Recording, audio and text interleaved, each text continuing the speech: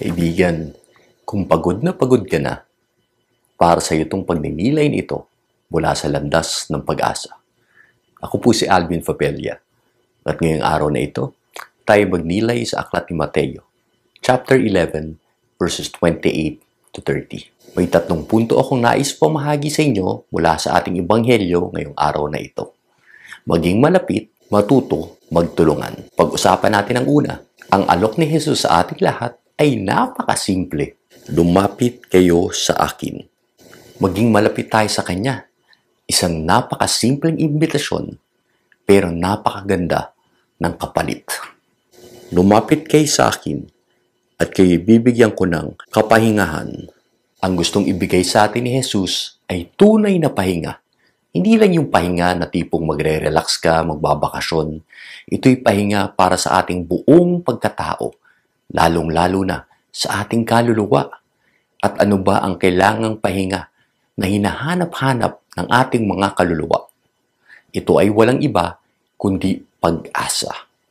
Ito ang tipo ng pag-asa na ang Diyos lang ang tunay na pwedeng magbigay sa ating lahat.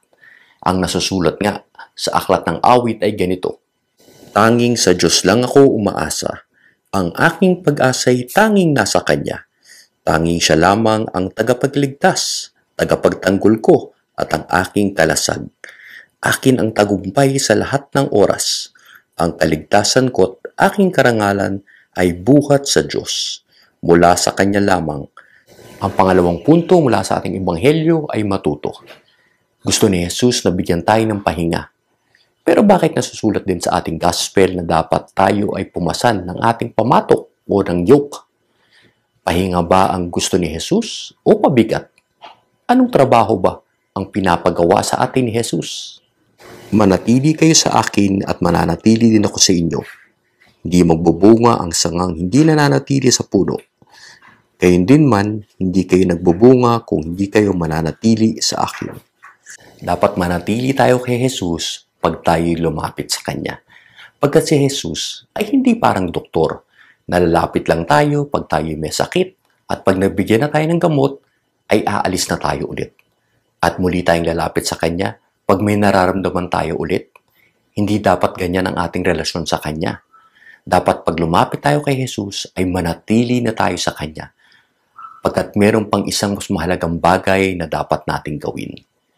Pasanin niyo ang aking pamatok at matuto kayo sa akin. Kapag may madalas kang kasama, ay nagiging pareho na ang inyong ugali. At yan din ang gusto ni Jesus, kaya gusto niyang manatili tayo sa Kanya, upang balang araw, tayo ay maging katulad niya. Ang huling punto na dapat nating matutunan mula sa ating gospel ay magtulungan. Maganda ang imbitasyon ni Jesus sa ating lahat, lumapit sa Kanya at manatili. Pero mga kaibigan, ang imbitasyon na ito ay hindi lang para sa atin. Ang imbitasyon na ito ay para sa ating lahat. Kaya ang dapat nating ginagawa ay ang pangatlong punto, magtulungan. Dapat tayong magtulungan upang lahat tayo ay mapalapit sa Diyos at magbago ang ating buhay. Dapat ang bawat isa sa atin ay nagbibigay ng suporta. Pinagdarasal natin ang bawat isa. Nagbibigay tayo ng encouragement sa ating mga kasama. Ang sabi nga ni San Pablo ay ganito: huwag nating kaliligtaan ang pagdalo sa ating mga pagtitipon gaya ng nakasanayan ng iba. Sa halip, palakasin natin ang loob ng bawat isa. Kaibigan, kung pagod ka na, si Jesus ang magbibigay sa iyo ng tunay na pahinga. Kaya sundin natin ang 3 punto mula sa ating gospel ngayong araw na ito.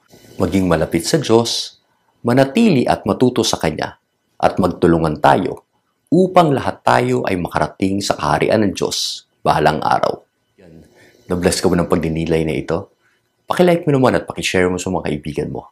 Mas maganda, itag mo yung mga pangalan nila dun sa comment section sa baba. Tulungan mo kami magbigay ng pag-asa sa mas maraming tao.